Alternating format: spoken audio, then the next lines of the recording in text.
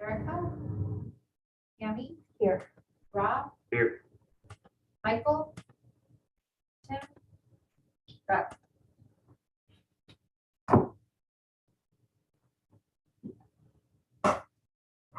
All right, so first thing on the agenda, what was that?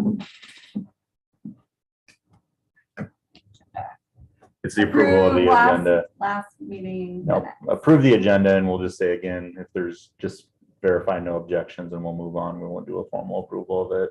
Okay, any objections to that? Oh, all in favor? Aye. And then minutes, we'll just punt those to the next meeting when we have a quorum. Okay. Okay, so no old business. And the new business was the design guidelines for the downtown. Yeah, and I'm gonna, again, I'll just introduce this really quick, but we've been talking about putting the grant program together. We're still kind of targeting that January 1 is kind of the date that we go live with it. As we continue to do our research internally, Emily's been working on quite a bit of it. I think we just want to get some feedback on some key aspects of it. And then from here, I think one of the big conversations we'll have probably in the next month is talking to the banks to see if they're willing to do the same thing they did last time. I know we've talked to one bank already and they were definitely in favor of doing it, but we just want to kind of engage. Well, both True Bank and People's Bank did it last time, but see if there's any other banks as well in the community that want to jump in as well. So that'll be something we do, I think, between now and your next meeting. But again, we're kind of hoping that by your probably December meeting, if not even November, that we're having a formal recommendation from this commission up to the council on the final program. So from there, I'll hand it off to Emily and I will let her take it. Okay. So, yep, since the last meeting, staff have begun to draft a downtown design guidelines document. These design guidelines aim to assist property owners in tackling common design issues that are presented on historic properties that you wouldn't really see on new construction. So not only can these documents be used by the city when reviewing new development or approving grants, but they can also be utilized by the property owners when they're planning their own projects on their buildings in the square. So currently, the proposed purpose and intent of the design guidelines is to promote a more unified design, preserve the historic integrity of the buildings, enhance visual appeal and aesthetics, and promote tourism and activity within the square. And then there is a mission statement as well that is under it that reads, the downtown square intends on maintaining its unique and historic nature while striving to become a destination where local businesses can thrive and people of all ages and backgrounds can connect, create, and celebrate. In addition to that, staff have also created a draft downtown square planning boundary. This planning boundary shows two distinct locations. The first one is the downtown square area, which consists of the 8 blocks that surround the county courthouse. But there is also a transitional area, which consists of those areas that surround the square and doesn't include those parcels that are zoned for the C2 highway commercial. These transitional areas act as an area that, though located outside of the square, still have an economic impact and interest to the downtown area due to its proximity. So I guess we can maybe pause on this and open the discussion on the planning boundary map if there are any additional special areas that should be shown, or if this is, appropriate for the design guidelines, or what the commission thinks on it. How far out does that go? I mean, I can't tell. So you're essentially in the downtown square area. If you use Boston First Street, First Ave. So First Street is the north-south street, First Avenue is the east-west, and B Street. So that's that transitional area in there. And then the outer area kind of includes, those areas on the east, west, and south are just half blocks. But then on the north side, it goes all the way up to Clinton. So I just can't see. Yeah. anything. Okay, real quick. I Yep. can't see anything either. So is this, There we go. okay, so yeah, you can see like the outline of the square there. So it's basically the square and the surrounding a block stretched out behind, right? Yes. So it's right before campus, Simpson's Yes. campus, right? Yep. Okay. I think, as Emily and I talked about this, I know, our downtown square plan, the site assessment visit that we had from IEDA and our comp plan all kind of talk about that transition area from the square up to Simpson. And so that's why we thought it was important to have that transitional area stretch even a little bit more north too. But especially on the east and south sides there, as Emily mentioned, you're getting into more of that highway commercial and those areas are obviously important to the city, but we don't want to be using the money for the downtown area on something that faces one of those highway corridors.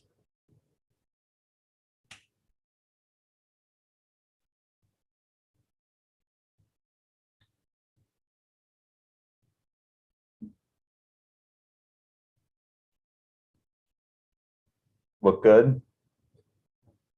I think so. Yeah. So in addition to drafting the planning boundaries, we've also identified all of the publicly owned alleyways that connect to the downtown area. These alleyways present a unique opportunity for placemaking initiatives and also public art. So at the moment, this is the page that's drafted for the alleyways. It just speaks more on like placemaking initiatives and then also Salem Court as well, and how that came together.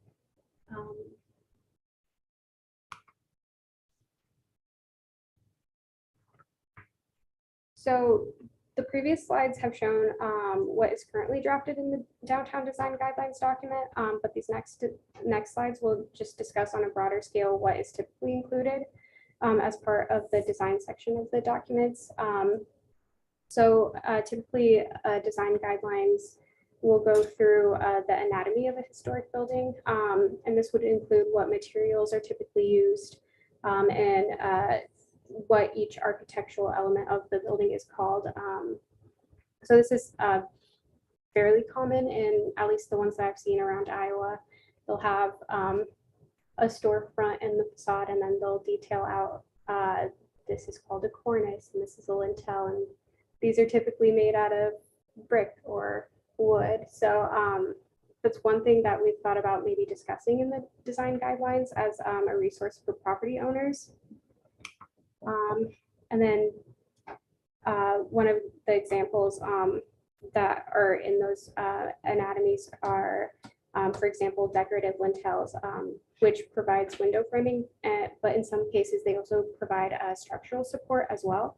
And the design guidelines will also typically include information on each of the architectural elements on how to maintain and care for them, but as well as what things you should not do to them, so that way they don't lose their architectural value, or if you apply like incompatible materials together so they don't deteriorate.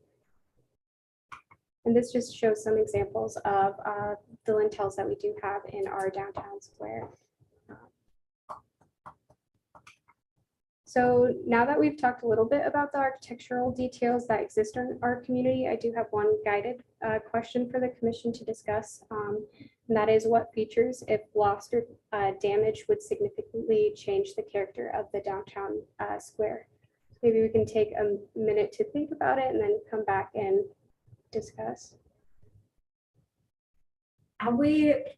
What buildings on the downtown square are deemed historical?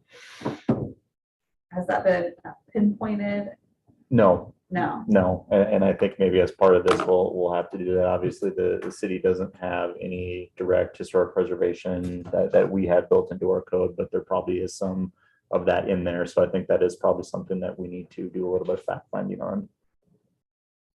And I mean, I love historic and everything, but also like if you're talking about an opportunity for something new to come, are we really going to prohibit anybody from just flattening the front of the building and building the character out to match the centerpiece of our square?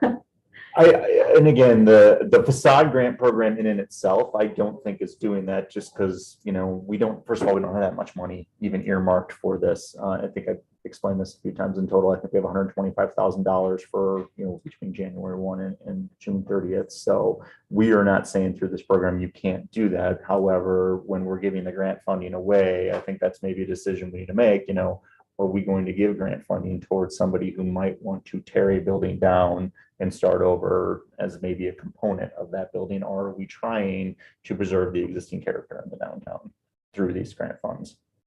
Because I mean, I look at our downtown area and there's 3 buildings that stick out to me that are the most attractive, and the 3 buildings that draw me to the square, and that she owns 2 and she owns 1. And there's nothing, I mean, did you preserve any historical value to the front of them, would you say? Well, Adorna didn't change, but it had burned down from the original, like the photo that's there, it burned down and got rebuilt in like the 50s or something. And then of course, Feed and Foster, was the complete front was, but I did keep the archway, which was the whole reason I liked the building in the first place, a little arch over the top. I think there is some sort of like keeping the integrity of, that's what the authenticity of the square is keeping the integrity of old buildings. Because if people start to come in and flatten it, it's like, it's no different than a strip mall. Right. Right. I think that's when people come from out of town, they're like, oh, I love these old downtowns. So there's something about keeping the character. I think of if each building looked restored rather than just like the 70s paneling put over it, or the, when they like, which was the sign at the time of architecture, right? Or was an easy fix or a less expensive option. So I think it's restoring it back to, not that it has to be historical, old, original, but just to give the flavor of the original building, maybe. Right. I think is what keeps the integrity of the square.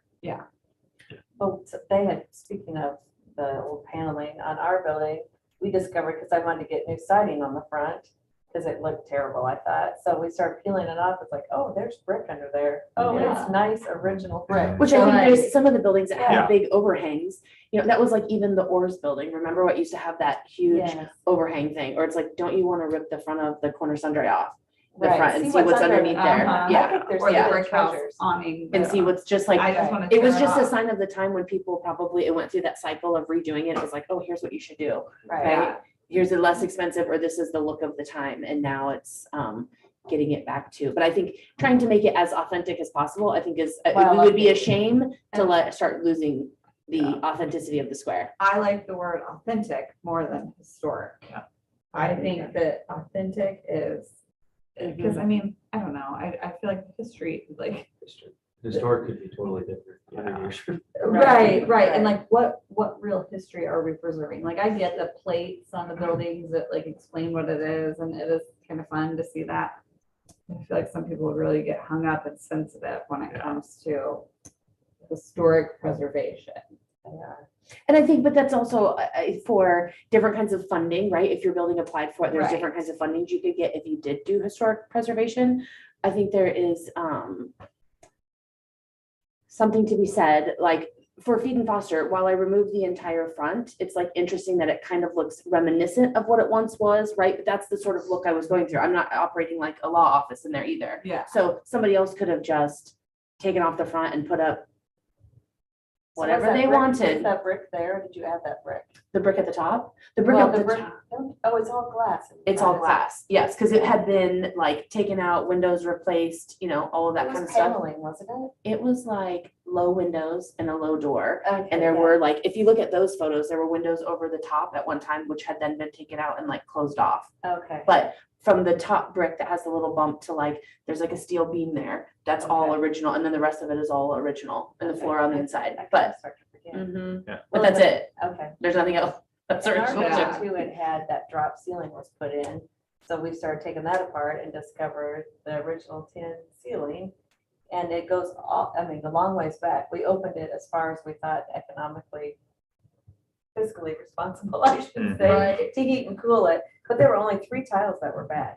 Yeah. In the whole place. Yes. So we fixed those and painted it. Somebody fixed them and painted it. And you're, So little things like that make a huge difference, you're- but it's Mhm. very authentic. Yeah. But things like that, and I mean, you hear that in every downtown. I mean, we had the downtown conference in Pella, and I know we were in one business, and same thing. They were talking about, we didn't think this was up there, and we took it off, and wow, it's there. And I think Emily, I know, has done some research on some stuff at the Historical Society to get pictures of old buildings, and you got to wonder, like, on some of these buildings, Harrison's, for example. I mean, there's probably a lot under that brick right there. And I think we probably know it's there. It's just a matter of getting that off and figuring out what is under there. So yeah, it's not, I don't disagree. I think, Mandy, you said, maybe we say authentic rather than historic. Because our square, and it's not unique, but there's just a lot of different buildings. I mean, I don't think you have every building wasn't built in 1890, for example. Some of them were, some of them maybe more 1940, maybe 1950s, 60s. So I think it's like restoring the authenticity of it, right? It's more restoration Yes. instead of historic preservation, yeah, which I feel like are two kind of different things, because you can restore something and still have it. It's like the opera building is a great example of restoring something, right? But enhancing it to fit the needs of what you're doing, and it's not that it has to be, everything has to be old and it back to trying to recreate it from the 1800s, or Right. whatever. It's like fixing it, but keeping character. Yeah, You know? yeah. Yeah. I think I like this wording better. I like think. this wording. Because like I said, you say historic, and man, emotions and feelings come out Right. it's very true. in a big way. And You could even say keeping the character, the original character of the building. That would Intact. help. Yeah. I think people realize what you're trying to accomplish. And I think that's where you have to submit, right, what you're going to be doing in the first, and that's sort of, if it's this commission or whoever that goes to for approval, that's what they need to look. Does it feel like it's keeping the integrity of the square? Does it feel like a restoration project that we're, being mindful of the building and what it stood the test of time, and then is it an overall enhancement to the downtown? Yes.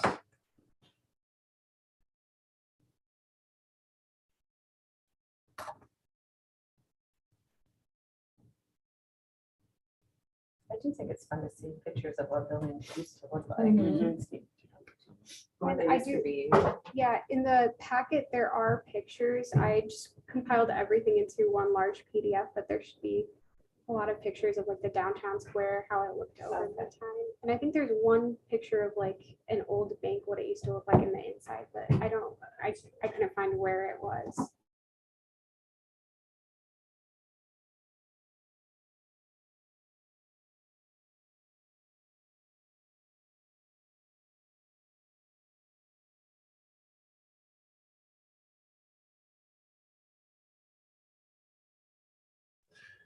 Keep intact, maybe restore or anything like that.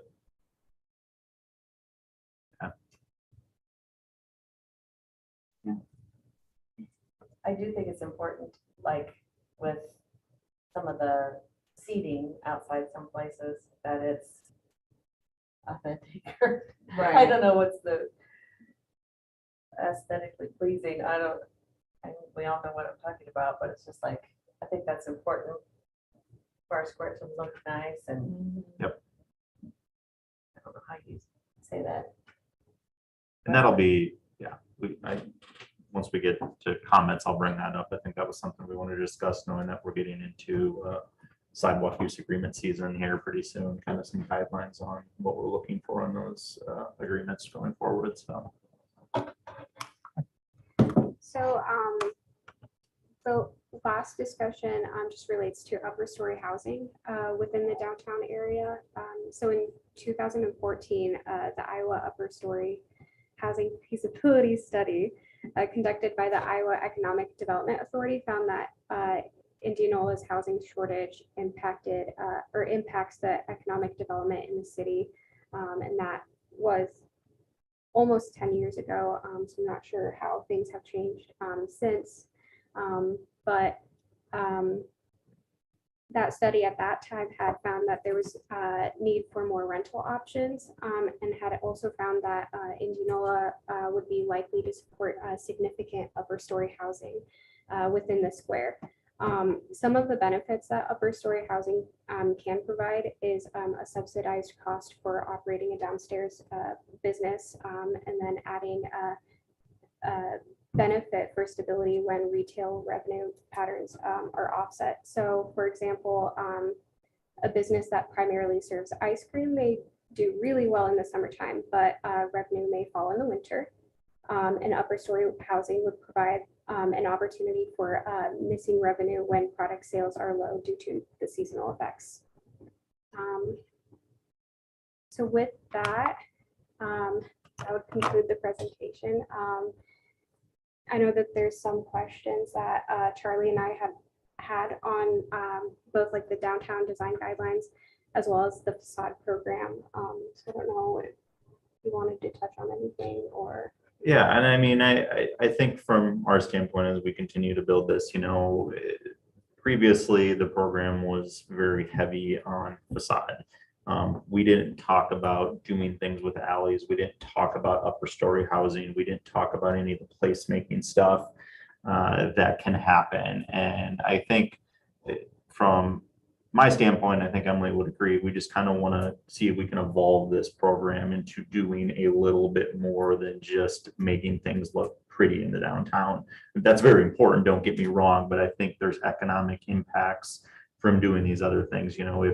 If we can use some of this grant funding once the alley on Buxton there between where the chamber is and Grant McGraw's business, that's part of the streetscape. When we get into those alleys, that one's going to be completely redone, going to look hopefully a lot better than it does right now. It's not going to take much, but can we do something with that alley then? And then we have Salem Port existing, but maybe getting a little bit dated in some of its stuff.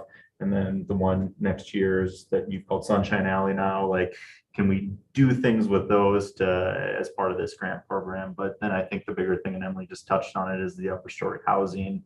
I think there is a want from a lot of people who have upper story housing to get some stuff done, but really what we have to do is conquer some code issues in some of these buildings if you're going to have a lot of people living upstairs. So, can we help offset some of that as part of this program as well too? So I think some things just to kind of ponder, but from there on the design guidelines, I don't know, do we want to have a consistent look and feel in the downtown, or do we want to allow everybody to kind of do their own thing, maybe have some unique looking buildings in the square? I mean, there's some communities that want everything to look the same. There's some communities that would rather kind of have everybody do their own thing. So I don't know kind of what the commission's thinking on that.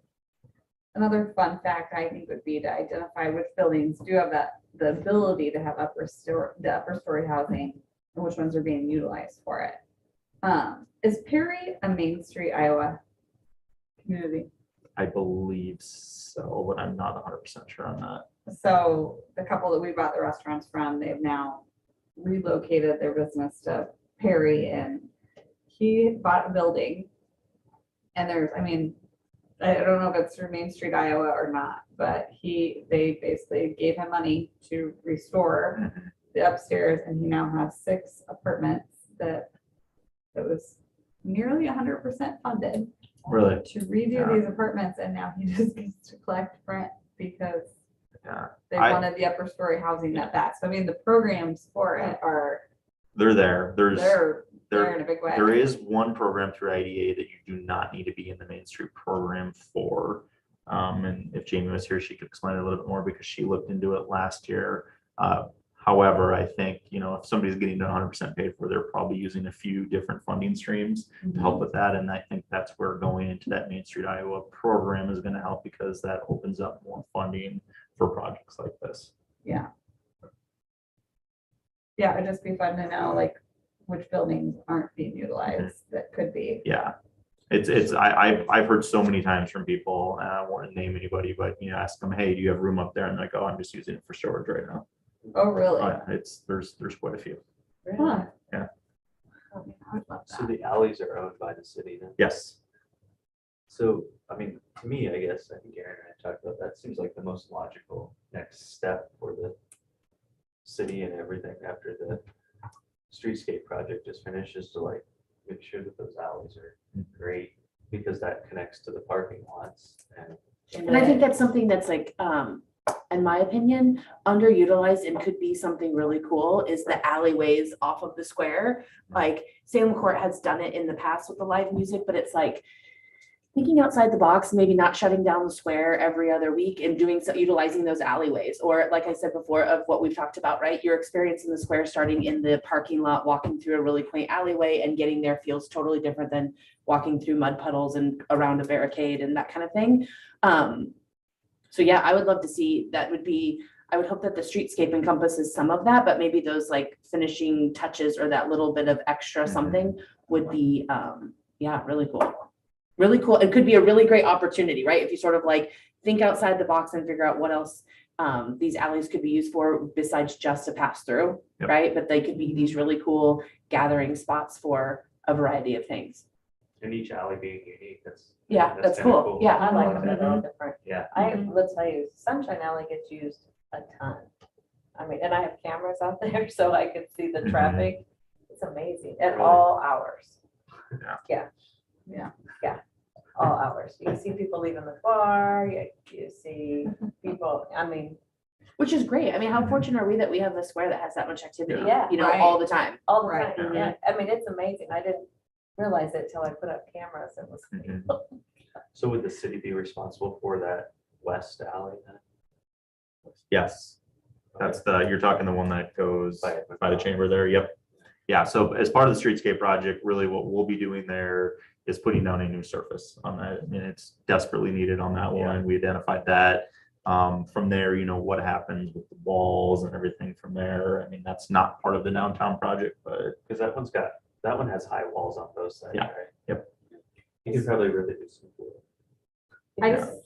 String lights over the top. I know, I think Oh, string yeah. lights down There was a- all alleyways that lead off the square. That would be awesome. And it's like a funnel to public parking too.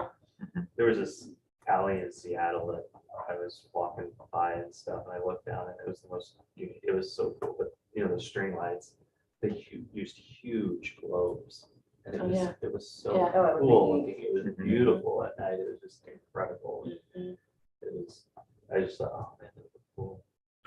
But they had two high buildings on each side. Yeah. It was way high globe lights hanging and stuff. It was- and we've got, you know, the city's got some funding sources. You know, we've got the Keep Indianola Beautiful group that's been around. I know the council's been giving them money for quite a few years. So that's typically something that they've been involved in.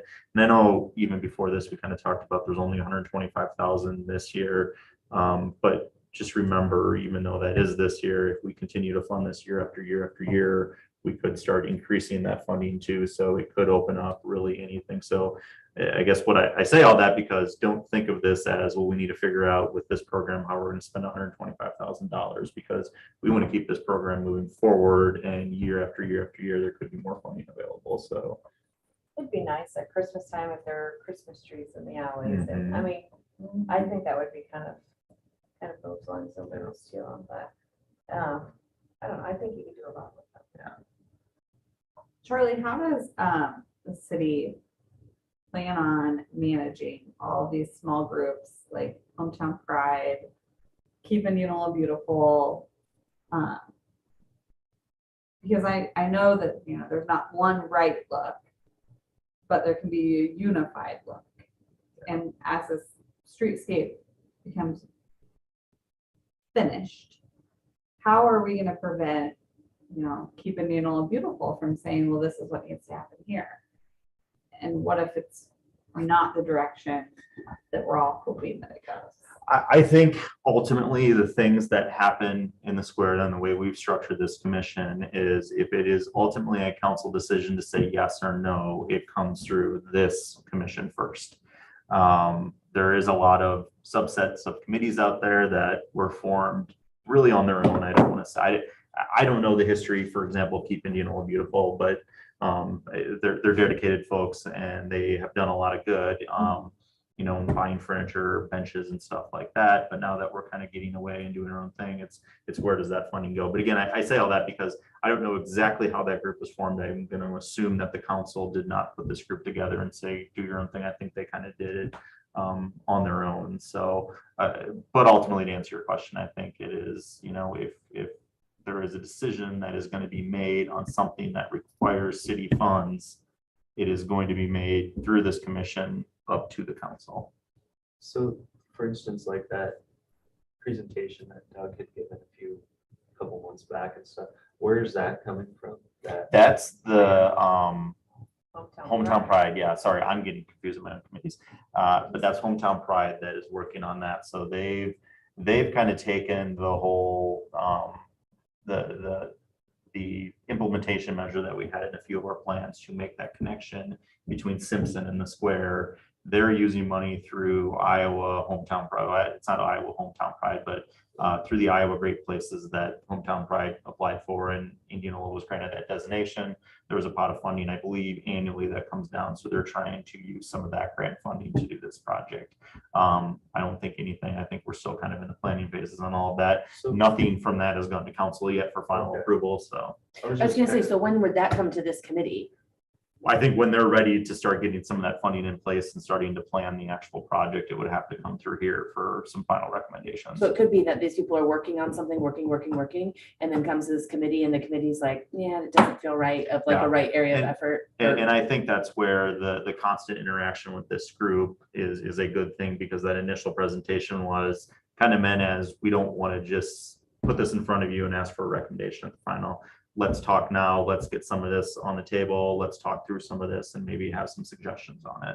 I got there late that day, but looking back, like, to me, I felt I was confused a little bit just with the historic nature of Simpson College, the historic nature of the square, and the bridge between those two. It felt misplaced, I guess. Some of the conceptual ideas that were being proposed, I was like, I thought some of the things made sense, but some of the look or A the. little whimsical. Yeah, and I didn't know who to express that to, or if that even matters, or who needs. No, to it know does, that kind of definitely, stuff. because I like I just didn't said, know if Simpson was consulted on that. yes, they were, yeah. Okay.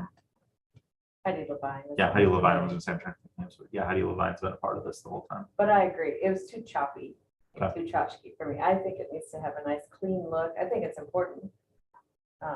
I like the transition from the square to the college, and I think that makes sense, but it needs to be clean. And I know that something that has been discussed is, and years ago it was brought up, and I don't think anything ever happened to it, but people have suggested that be the place, the sidewalk for students when they leave the bars at night, to walk down those sidewalks in a safe way and not get picked up, because that's the problem. Then the police get them, which, I mean, they should pick up kids, but they're not driving, they're walking.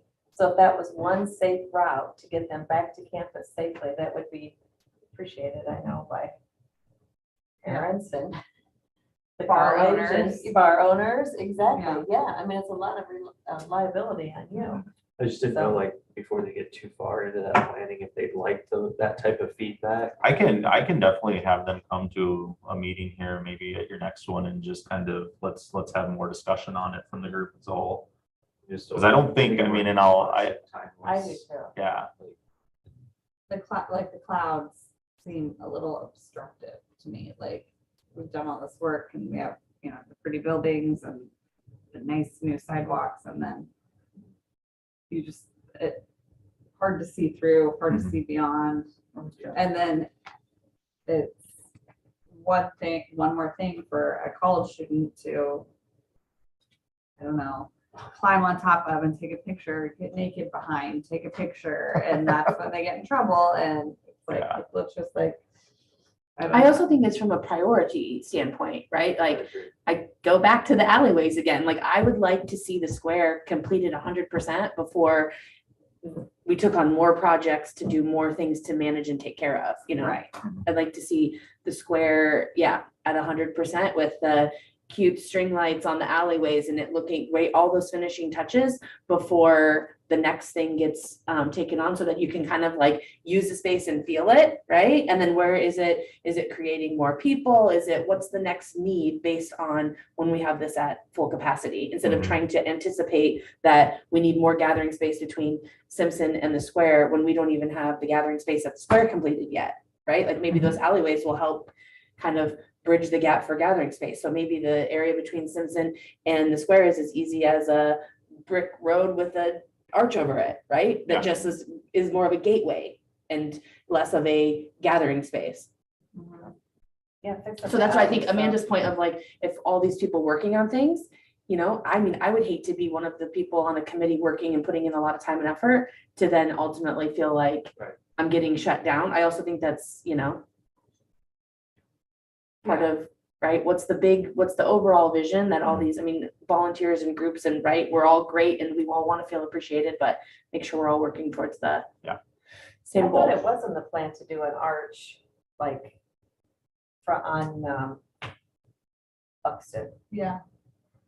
There's archways on the two corners of the Justice Center on the sidewalk. There's not one over the road Oh, on there. On the road, we Yeah. have actual like brick I think I monuments feel that like were during going that in. one version of the streetscape, it was. that in was there. Oh, There, yeah. there was initially, yeah, and I think when we got into design, it was just more of, okay, well, what is using that? We have large fire trucks that come down there. How tall would those have to be? And then how would they look? And it just, in the end, It worked. we did have some archways kind of over the sidewalk areas. Really what we focused on was more of the wayfinding and placemaking monuments. So there's monuments, there's actually pillars that are designed on each of the four corners of the square and then two coming in from the highways as well. So there'll be one, I believe it's Ashland and Jefferson. And I think the other one was, I think it was Howard in 92. Is it Howard or Buxton? I don't know which one it was, but What about getting new, this might be off subject, but just in the whole tying the square together, what about new flags around the square?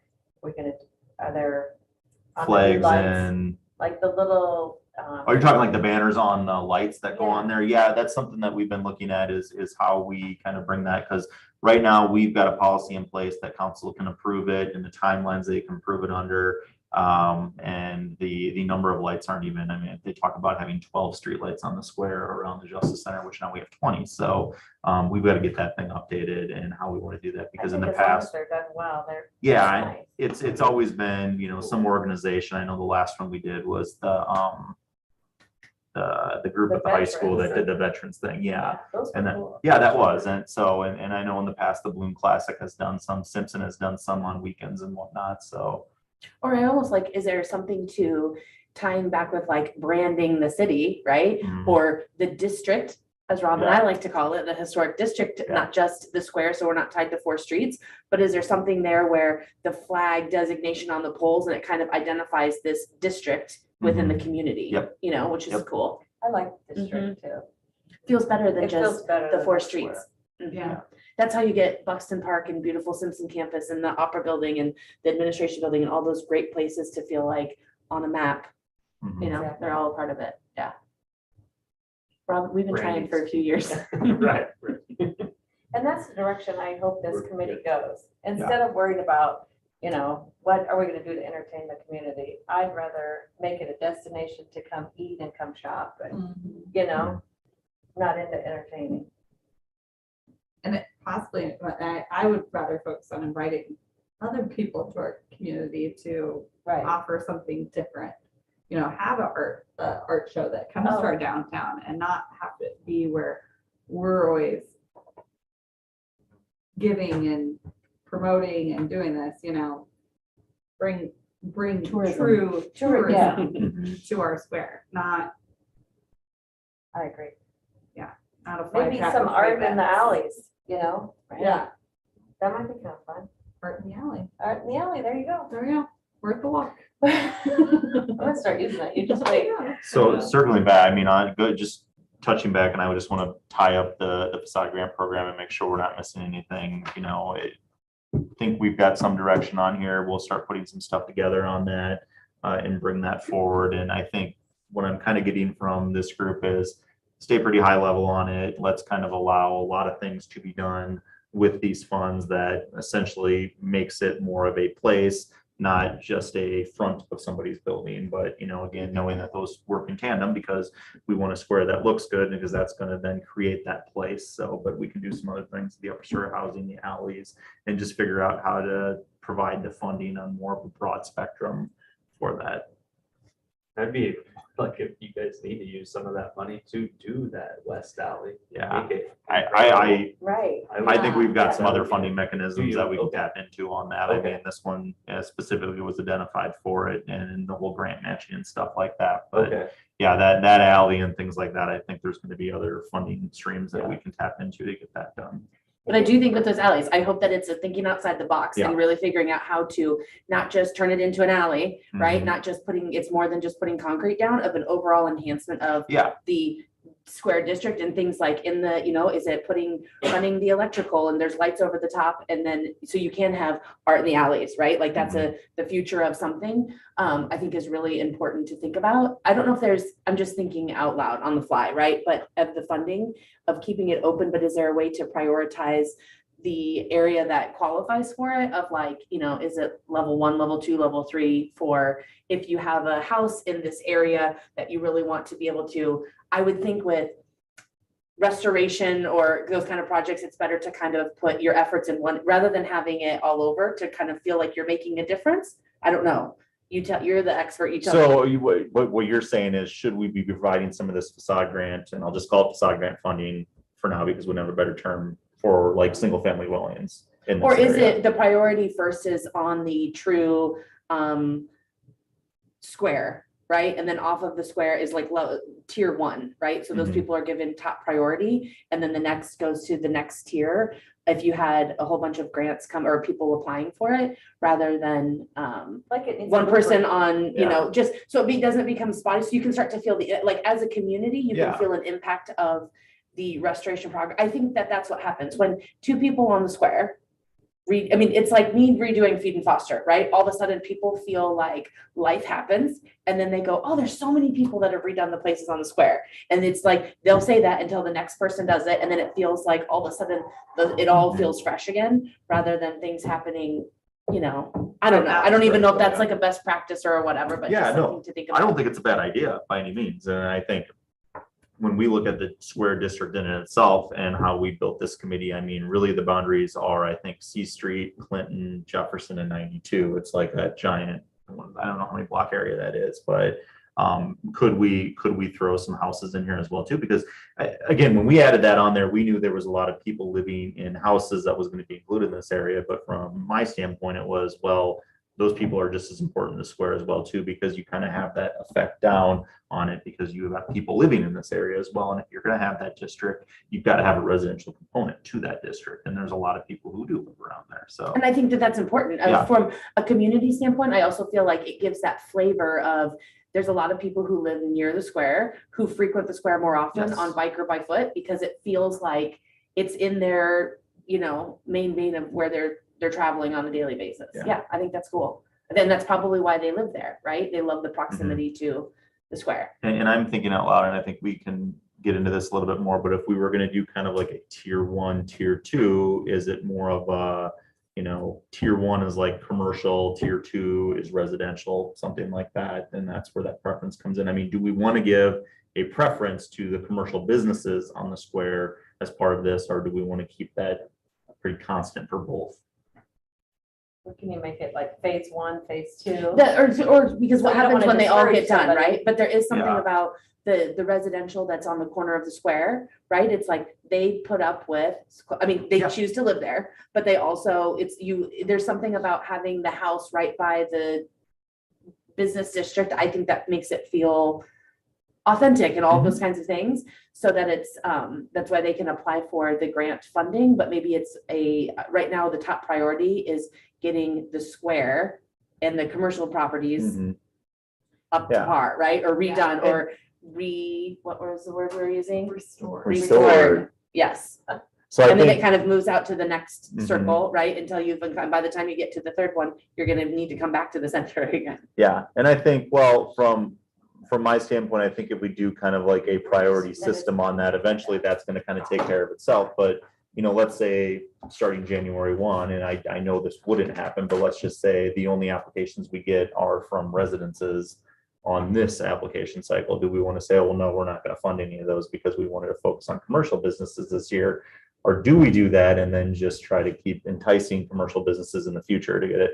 But if we prioritize it in each cycle, we're giving more priority to commercial. So hopefully over time, there's going to be, maybe initially there's a lot of them that apply for it, but Right. as time goes on, less and less apply for it, and we start getting more houses to apply for it. But I think we can do that, and I think that's a good idea. Would it be? I think on any grant funding, there's typically things that weigh Yeah. a little heavier one And, way or and the that's, other. I think that's one thing we need to do too at some point before we start this, is put some scoring criteria together. So when we do receive these applications, we're not just saying, well, this one's worth this much and this one's worth this much. No, there's certain criteria that we want to score off of. In my, I mean, just with some of the grants that we've done, from staff standpoint, we'd probably sit there and make a recommendation on the scoring, give it to you, have you review it, see if you concur with that, or if you want to change anything, and we go from there. I think Yeah, I that think gives that, it yeah. more credibility too. So Yeah. people come back to you and say, why did I not? get Oh, it?" yeah, You yes. just say, hey, I have this rubric right here Yeah. that says. Yep.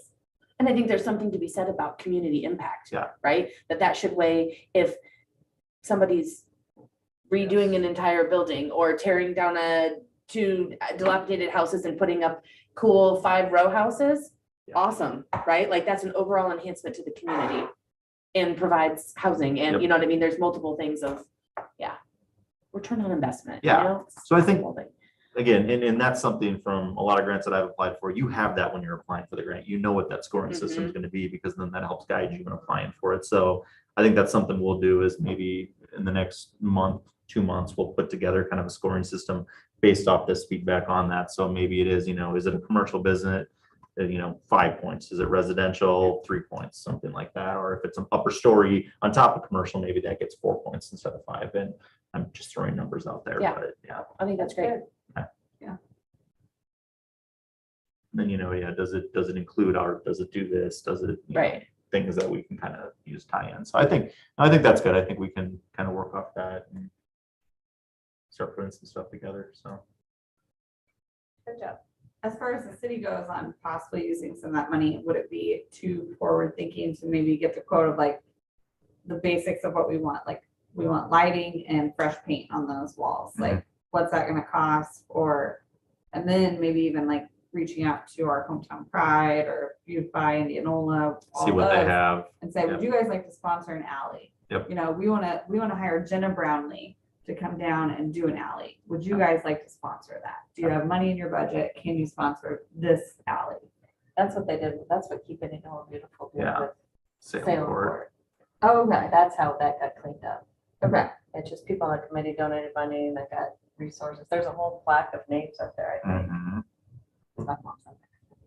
But I think it's also goes back to figuring out what's the look of what the alleys are going to be, right? So Salem Court has an archway right now, but are they all gonna look like that? Do they all have signage? Are they all gonna look like that? Or are they all gonna look different? So what's the first place before people just start painting murals and putting up things? I feel like, or is it each alley has a different vibe to it? I don't know which is better, but like really thinking about the potential and thinking about all of it before it becomes, Right. Big Yeah. picture. It's already done. it's already done. Yeah. So from this group standpoint, really, we're focusing on the 3 alleys, right? It'd be Yeah, we Salem don't have Court. one on the other side. You're talking on Howard Street? Yeah. Yeah, I mean, it's a covered alley essentially, but I did think they It'd be keep it nice closed if at night, so. That Yeah, would be nice. But yeah, I agree. So, Especially looking from the front steps of the courthouse, you look down and go, oh, wouldn't that be nice if it was? Right, so maybe that's that outside of the box thinking, right? Like, what could it be? Yeah. Yeah, public restrooms. Public Right. restrooms, yes. Yes, Mhm. please. Yes. but again, if we're focusing on those 3 alleys, Salem Court kind of has a vibe. Maybe there's just a little bit of updating that needs to be done. And trying to remember, does Salem Court have lights in it? They have the old like yellowed lights that don't all work. Okay. But that's what I'm saying, Yeah, is it keeping like, that stuff is updated. it time for Right. Salem Court to be refreshed to match Probably. the other? Yeah. So all 3 of the alleys have a cohesive look that enhances the Yep. beautiful investment of the city, of the streetscape, that, that all goes Yeah. together and That looks makes really it a great. district. Right. They can be unique, but they can also be. they Yeah, can match. It's the Yeah, same they way. can feel Right, yeah. cohesive. Yeah. And then lights it can wasn't match. disjointed from the overall streetscape project. And this is the look and feel of the community, right? This is Mhm. where it's a great opportunity to sort of set the tone or expectation for other projects for the future, I think. Create the Yeah. blank canvas. And then hopefully we can have some say going forward of, oh, this is the mural you'd like to do. Right. Doesn't match. How the does it look. fit within Unola? Yeah, yeah. I know the Public Arts Commission was looking for some opportunities as well too, so maybe we can engage with them a little bit and kind of see what they think on that. But from the city standpoint, I think one thing we'll focus on now is at least getting the lighting, in those alleys. I think that's pretty important just from a safety standpoint. I mean, do we want to look at furniture and stuff like that possibly too, or we just want to focus on lighting for now? I think benches are nice. Okay. Those big heavy duty ones Yeah. that people can't walk away with. They're heavy. I think it's like, again, I mean, I know I sound like a broken No, record, you're good. but it's like making sure that you're thinking of the possibilities of what could be, right? Do we need more seating in alleys or do we have plenty around the square? Should the alleys be, because once you put a bench there that can't be moved, then it's like, oh, we could have had art in the park, art in the alleys, but we can't because there's a bench every 6 feet, right? Yeah. Is there electrical so people could plug in, I don't know, Their- whatever they need to plug in? Whatever. Right, or that it opens it up to a musician could have, plug in their equipment, and then you have music in the alley or whatever it is, and just figuring out, thinking of all that could come and how you could utilize it. Electricity in market. the alleys would be nice. Yeah. I know we. Because I know when have Salem live Court music, used we to do don't that, have- right, and it was, and they had like a little stage thing. So is there one that's dedicated to music, one that's dedicated to something else, or are they universal that you can kind of have multiple things happening? Do we need more seating in the alley, or do we want people seating out on the square where other people are? Because I have, we have behind Feed and Foster, 3 little chairs that Seth put there, and sometimes it's good to have people, right, hanging out back tucked away, and sometimes it's not. Mhm. That's a whole nother issue.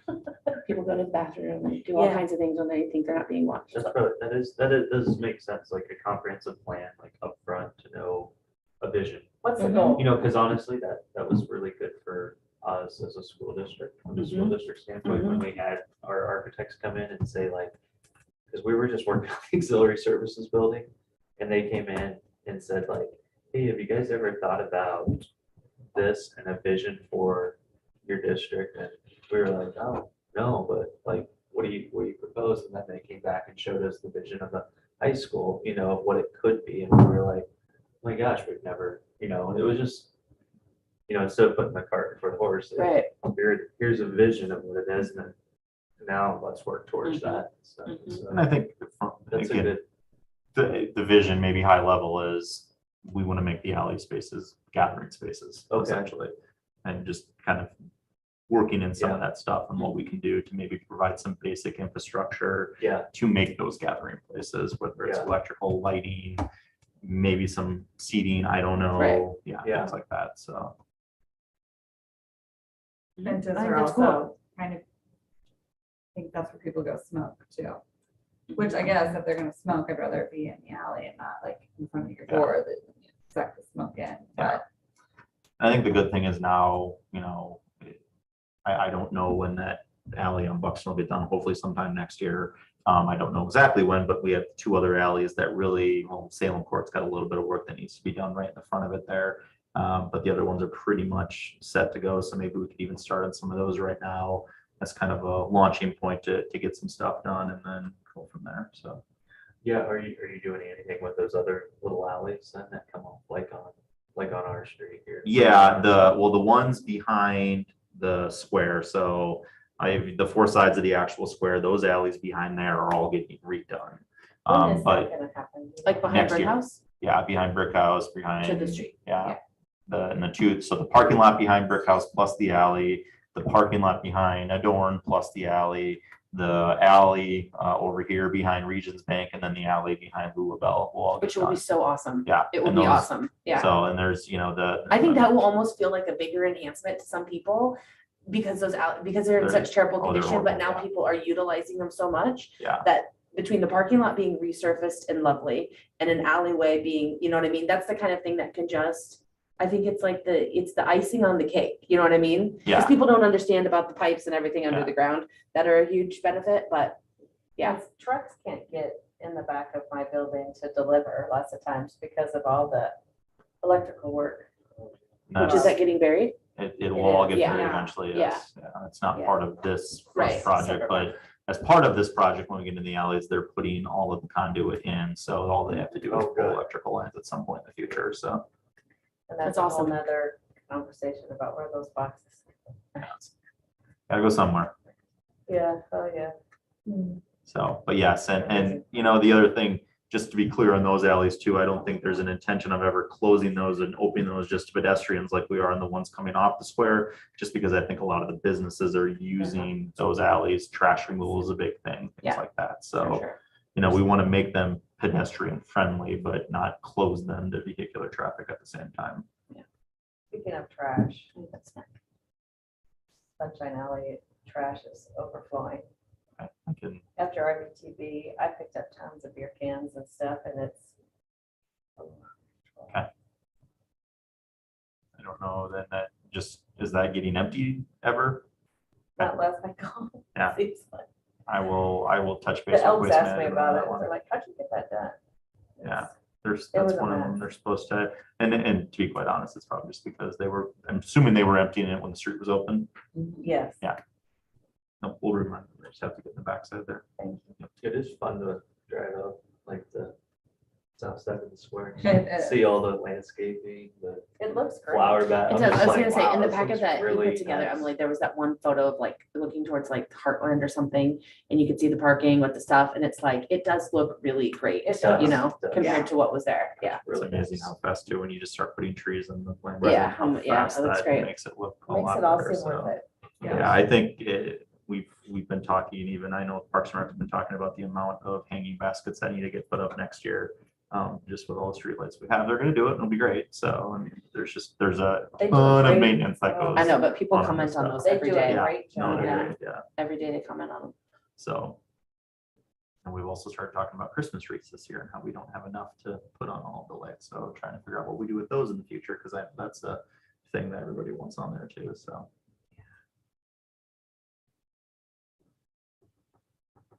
All kinds of things to do. This is a good brainstorming session right here. Isn't it? Yes. Yeah, it's been a good meeting. Well, it helps us with the facade grant program and, you know, maybe some other things that we can start bringing forward in the future. That's one thing I do want to talk about still is future agenda items, you know, what do we want to do to do? And there's a few things I have in mind, but we'll get to that. But we want to quickly go to the, excuse me, really quick, let me get there, the street closure application for the Parks and Rec. And this was added on the agenda yesterday, and I don't, has everybody seen it? Really quick, I'll give some quick background on it then. So the event itself is on Saturday, October 29th.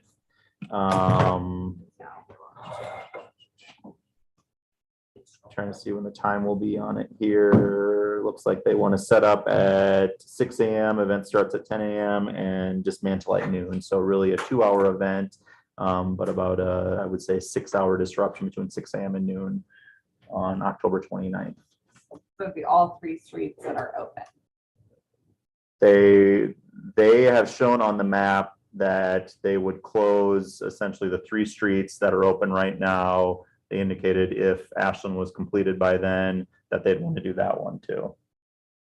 Can I just ask why they don't go to somewhere else? I don't know. I mean, like, to, go to Irving where there's a playground and a parking lot. Or a parking lot, come over here to this parking lot over here. It's just a continual battle for us business owners to deal with our streets closing with stuff like this. Doesn't help our business, it hurts it. Plus, we're expected to buy, you know, $200-300 worth of candy to give away. And, you know, it's a lot to ask us I think it's, continually. we have to change the mindset that the downtown area is more pedestrian friendly. And what, with it being pedestrian friendly, it means that you can walk and there can be traffic. Mhm. That those people and cars are going to have to coexist. And this group, they don't watch their kids. That's the problem. They're I thought the picture looked like they were barricading off the inside lane, which is what they used to do. Is that still not the case? Because where she drew the diagram where it had cars would still be able to turn, Yeah, there's still, so essentially you can still turn out those intersections. So I think at that intersection, you could still turn from, let's just say you're coming from B Street down Salem towards Buxton, you could still then turn To the right post office. onto Buxton. Okay, Last year they didn't do that because I But you know. can't turn Yeah. left, right? That's Yes, essentially, I yes, see. yes. So it's just, you can spill this way. Yep. But the square is closed. Yeah. I couldn't tell from, Yeah. I thought it was like they were back to closing the inside of the square, Mhm. which is what they used to do. Okay. well, even if they just closed from in front of Buxton, because you still can't go down to Ashland. Keep, what's the street in front of Adorn? Salem. Salem, keep Salem open so that people can go through there. And then, I don't know, even maybe close the east side, but keep it at Salem. So then you can, I mean, would that be helpful? I would like, I would rather it just be closed on Buxton, Buxton, yeah, and keep Howard and Salem open. We finally have them open. right, Every right. chance we get, we close them. Yeah, and I think it's a thing that going forward, we have to look at them and say, you know, this whole square is designed around being pedestrian friendly, the way it is, Mhm. open and operating. And if your bounce houses don't fit, you need to find a place that bounce houses fit. And we do this, ICYF does the same thing. You know, with trunk or treat, which businesses are asked to participate in that too, which is fine, but that's another expense. I just wish they'd work together. I just bought Maybe, $400 in candy. I at know it. Costco there. I had to go do that myself. It adds up. But they moved and ICYF does it in a parking parking lot. lot. Yeah. Uh-huh. Yeah. They do it kind of off-site, or it's other things, there's other spaces to be doing it. I know that when we did the streetscape, I felt like the east side of the Justice Center, that road, tell me what that is? Howard, yep. Howard, was supposed to be kind of the gathering Yes. space. And I think that is still the case. And I mean, I know when, for example, we did RVTV, we started there and it kind of grew outward on everything that we were doing.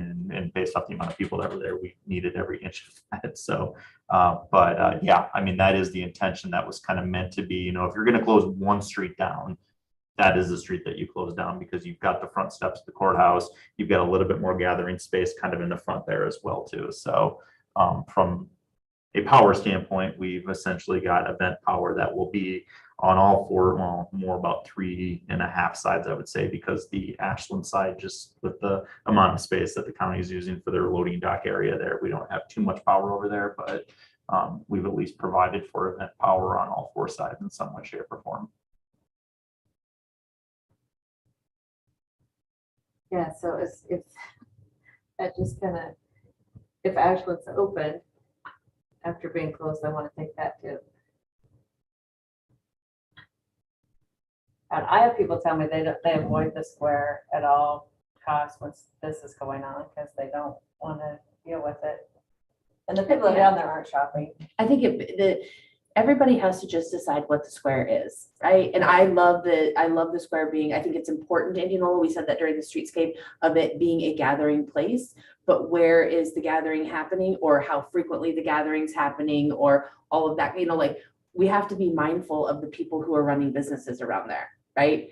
For a variety of reasons. And it's even harder now, you know, because of the construction, right? So it's even harder to think through it all now. And I think that the district just has to decide, the square has to decide what they want to be. Do you want to be, are you a community gathering spot or are you a place for commerce or what's the priority of the space? And I think that they're all important and they can all commingle, but you just have to be I mean, we just did this, was it 2 weeks ago that we shut down the whole square for 24 hours, right? At the sake of, you know, I paid the price for it for a day. I'm sure other businesses paid the price for it. And then we're going to do it again on another time. And then at the end of the month, we're doing it again. So I think it's just figuring out what's going to take priority. That's good. And I'm not opposed to events like this. I just wish they weren't always on the square. If it's not I'm all for an event that promotes coming to the square to shop and eat. Right. But for free stuff, I'm not a fan. Right. It's hard. What are they doing at that event? Well, they have bounce houses and The trick or treat. every business has candy to hand out, and costumes. I mean, parents don't want to shop with their kids Right. when they're in costume and Exactly. which I love kids. I'm all for kids events, but I just would like to see it elsewhere. So really, the only reason they're shutting down the street is because of the bounce houses. Yeah, I mean, they, Trick or I, treating, kids are used to going across. the They street. go around the We just square, don't and then they think used to have a parade, they would parade around the square. I don't know if that's still exactly what they're doing, but, so they were walking in the street, essentially, yeah. I just look at like the mayor's youth council, that the bike fest, and they used to do it on the square. And then they did it at Irving, and I mean, it was just such a better space at Irving for it. It's a big open parking lot. There's a playground there. It's, That makes sense to me too.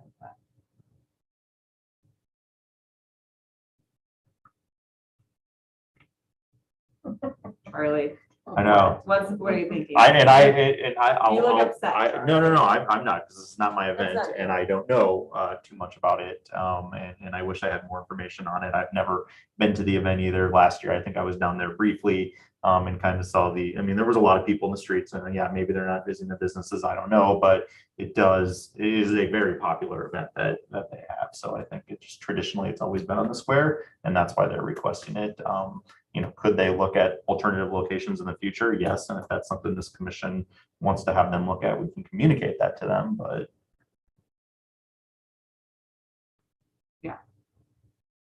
I Yeah, hate to I think say it's it's just the way that going- they've always done it, but I think that's Yeah, the and I way think they've it's always just done going it. forward, Right. figuring out what the priority is for, Mhm. you know, we can't want to rehab buildings and get more retail or coffee shops or whatever it is, and then have cut off Close access all to the them time, doing it, yeah. you know, it's just, you can't do, you have to, just has to make sense for people. I'm sure there are businesses, I know there are, that the trick or treating is probably a great thing for them. So it's, you have to be mindful of everybody. I get that, but I think it's that it can't happen every other week. Mhm.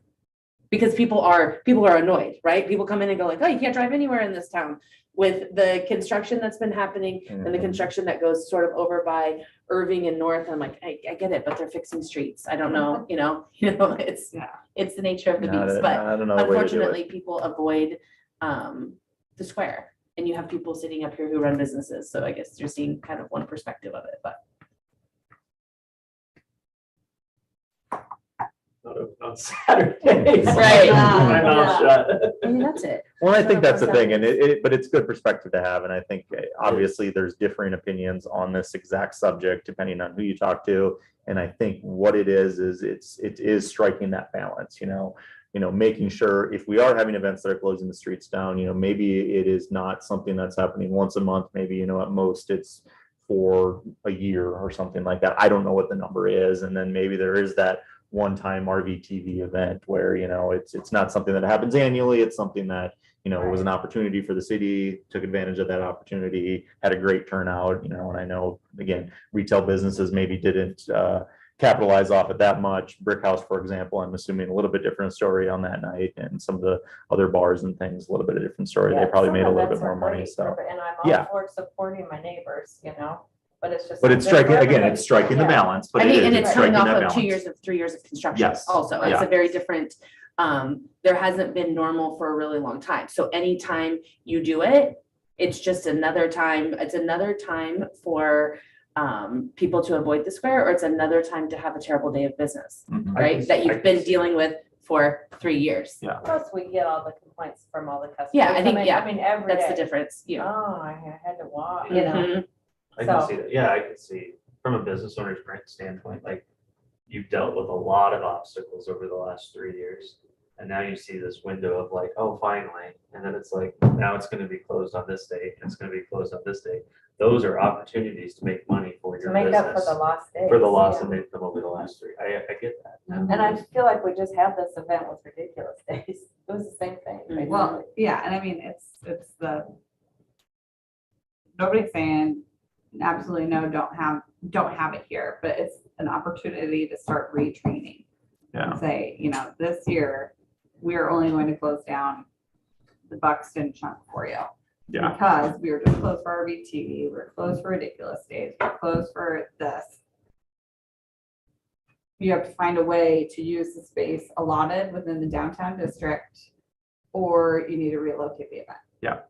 So I think one thing on these applications, and again, I'm thinking out loud here, maybe in the future is whoever the applicant is, we're trying to get that timeline figured out to when it gets submitted. So then we can notify everybody, let them know this one came in last minute, and just to get it to work out, we couldn't do the notifications, but in the future do that. And then ask whoever's applying for it, like, you need to come to the commission meeting, because I can't give you that information. I think Afton with Parks and Rec would be able to provide a ton more information than I can. But just making those applicants come forward, kind of explaining, and maybe have these discussions in an open forum like this, and saying, hey, can we look at maybe just doing a few here and there and not the whole thing? So. Yeah. Or I But think, then- or it's prioritize, like, is there an area, like, we don't shut the whole square down? We shut down Yeah. the east side of Howard. Yeah. Because per the streetscape and per whatever, that's where there's additional outlets and space, Yep. and space was built around that being the gathering space. Yep. So then, that's what's closed down. People understand that, right? And then those businesses who are there understand that you're in the main vein, good and bad, of your street being closed down. Yeah. Right? And I also don't And then know. people sort of, yeah. I think it just became easy to just close off the whole square. Yeah. When I don't know if closing off the whole square is always what's needed. Sometimes it's right, like, more people in a smaller space makes, Makes it seem bigger. right. And without knowing what exactly is going to be happening, I mean, again, and I'm just using RVTV, for example, I mean, the things that were planned out for that, like, you needed all of that space to put everything that was planned for that event in there. This one, I really don't know what is being planned on that. So maybe some background on that to say, hey, we plan on doing this here, this here, this here, this here, this here, provides a little bit of background on it. So. And I think it's a good idea to invite them to come to a meeting, because they might not realize the impact it has Yeah. on businesses. They might think it's a good thing, but again, those people are not shopping. People show up and they see bodies and they assume high revenue, Mhm. and It's not the case. no.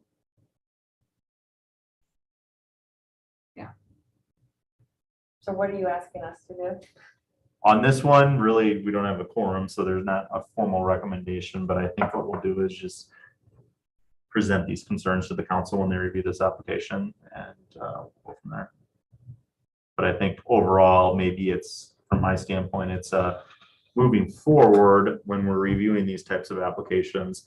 How do we do it? Set that expectation so when people are applying, they know, because again, my assumption is on this one is it's more of a, well, we've always done it this way, so this is what we're asking for, and shifting that mindset to, okay, let's only use the amount of space that you need. Let's not just figure that we're going to shut the whole square down for an event and have, one bounce house on each of the four sides, and that's it.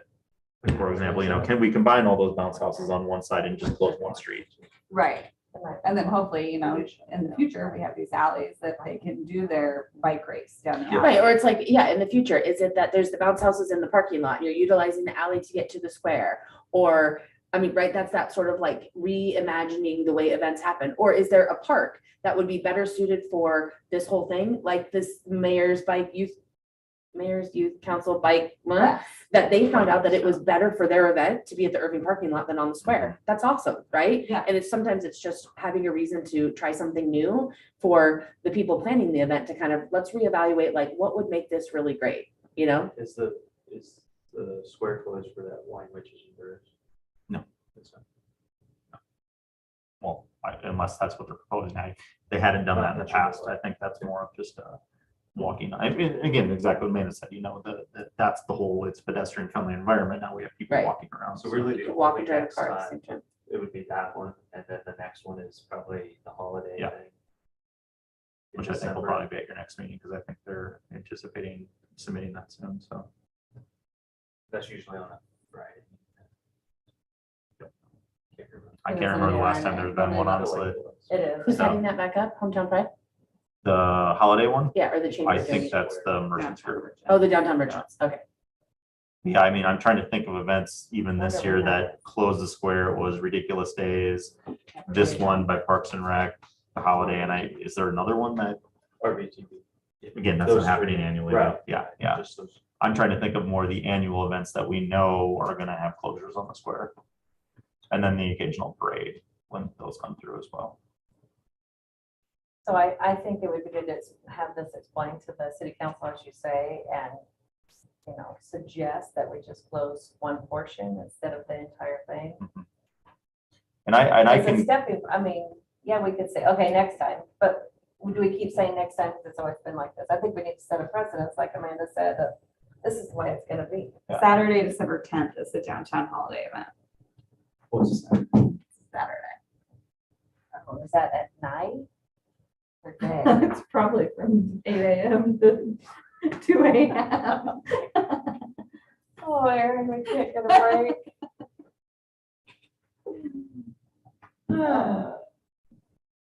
All right, that's helpful. I'll even talk with Parks and Rec too, and just so I can at least get an idea of what do you have planned for these areas?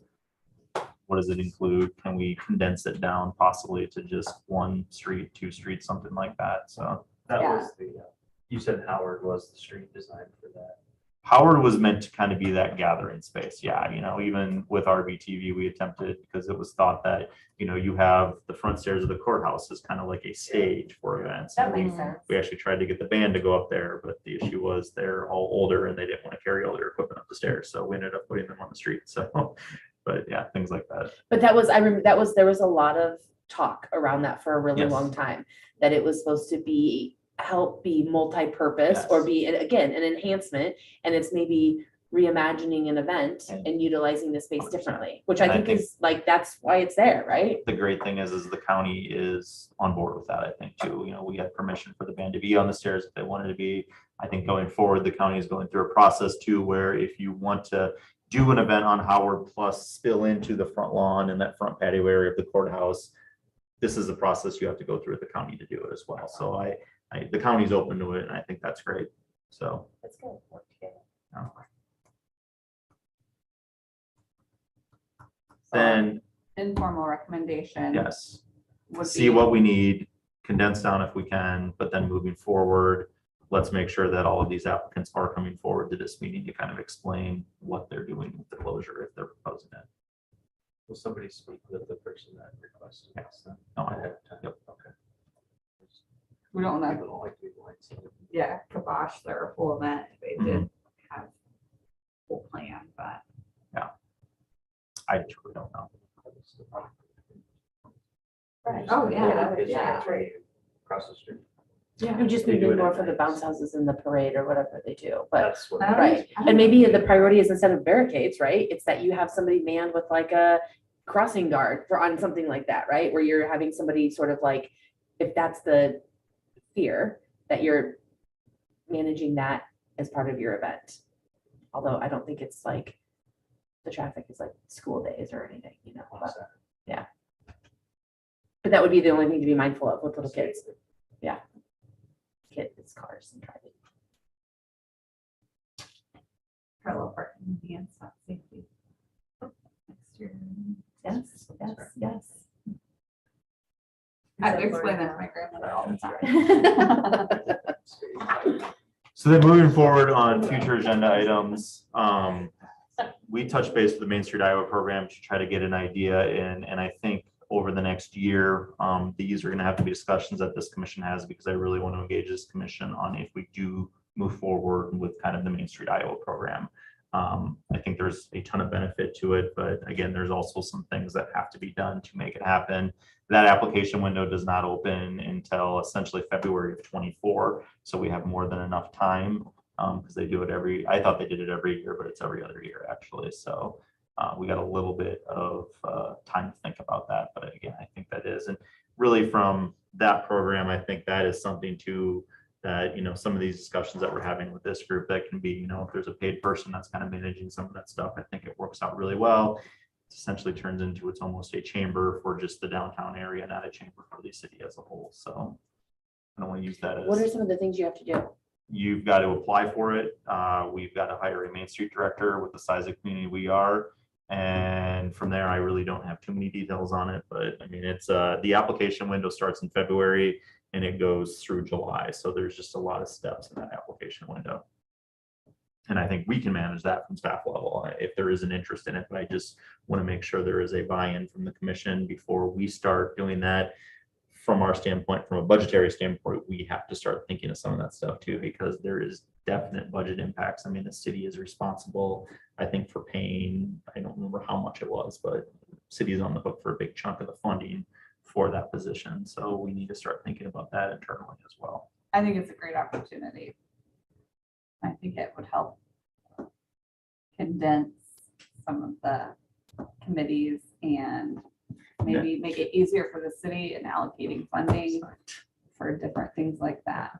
I think, yeah, that would have to be a priority, is figuring out how it would be, what roles would it take on, or be, not even take on, just be responsible for, right? And that it's like doing things differently. Yeah, Yeah. which is not always a bad thing. And this is the time to do it, I think, when we are rebuilding our Mhm. district. Yeah. And we're all gonna, Yes. I like it a lot better. The downtown chamber- district commission. The chamber perspective, I think it would really take a lot of heat off of the director. Yes. And it would ease up on the role of not being that event coordinator. The city agrees with that standpoint, from the city standpoint.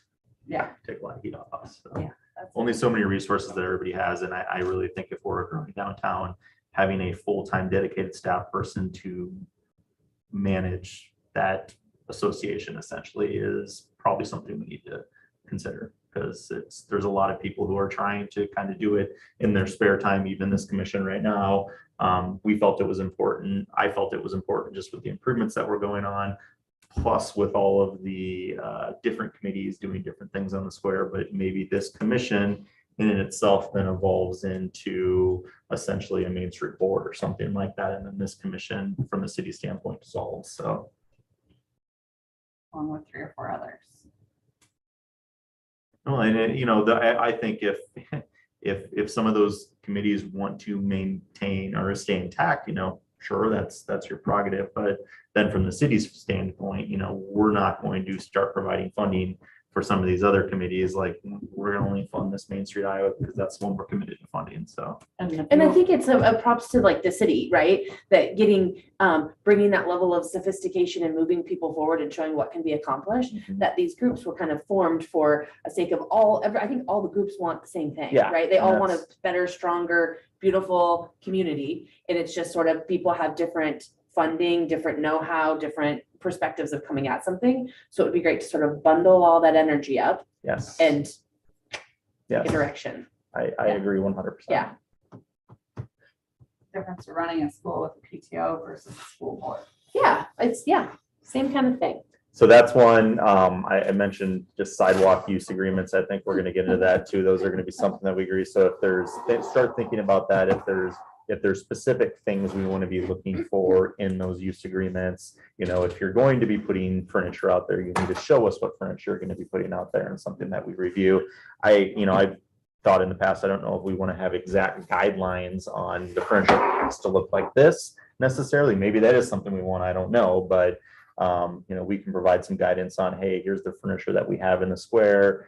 It needs to look like this, or allow the business owners maybe to get some unique things going on there to an extent. I don't want to get too unique.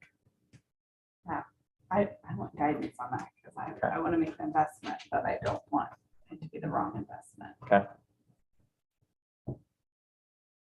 Yeah. Okay. Anything else about future agenda items that we think needs to be discussed? Do we need to create some kind of a mission statement or strategy of what this group is, so that when we are in a full meeting circle, we have something that we can dial things back to and say, that's a great thought, but it really doesn't pertain to our mission statement. Could definitely, yeah. Or I'm sure you have, right? What's the purpose of this commission? Yeah, That needs to be, Yeah. So that everybody understands what it is, Yeah. right? That Yeah. it's not intended to be down in the weeds. It's intended to be, right? Mhm. A higher level, broad kind of thinking of. Yeah. the Just district. like Emily's opening slide, that kind of spurred my interest, because I was like, it was very intentional of what this presentation was about, what the grant is focused on, and what they want to achieve. I like to be part of something that has a goal and we get to our goals. Mhm. That's, and I'm not saying that, today we've done a lot of talk, but we've done a lot of brainstorming, and Yeah. I think that's good. I Yeah. want to be part of something that gets something done. It makes a difference.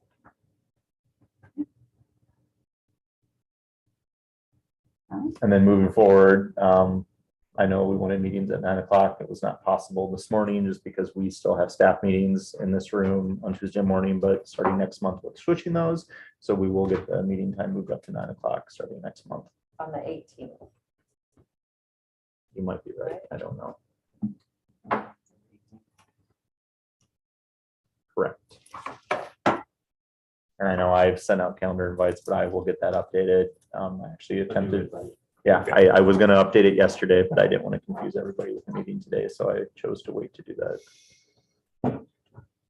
Thank you, Charlie. All right. Thank you all. Here's that on there.